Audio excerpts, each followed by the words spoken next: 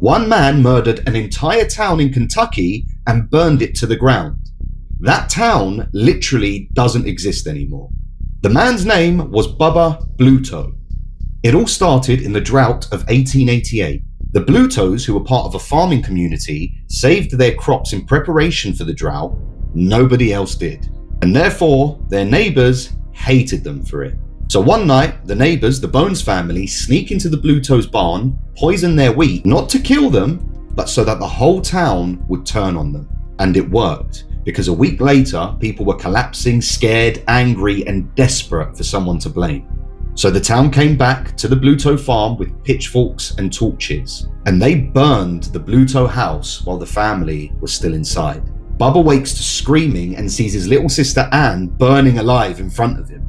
He dives out the window seconds before the flames engulf the whole room. Then, without a second thought and the smell of his family's burning flesh penetrating his nose, he runs barefoot into the night. His feet are torn to ribbons until eventually he collapses a mile away. He looks up to the sky and begs God for revenge, for justice. But when you call on God with vengeance in your heart, he doesn't answer. Someone else does. And someone else did.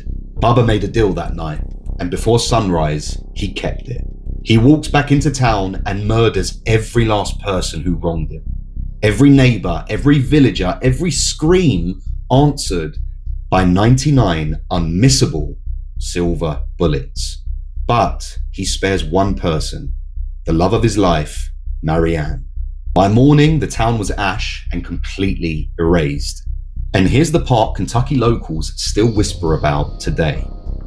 In the 1950s, a single silver bullet turned up with one name carved into it: Bubba.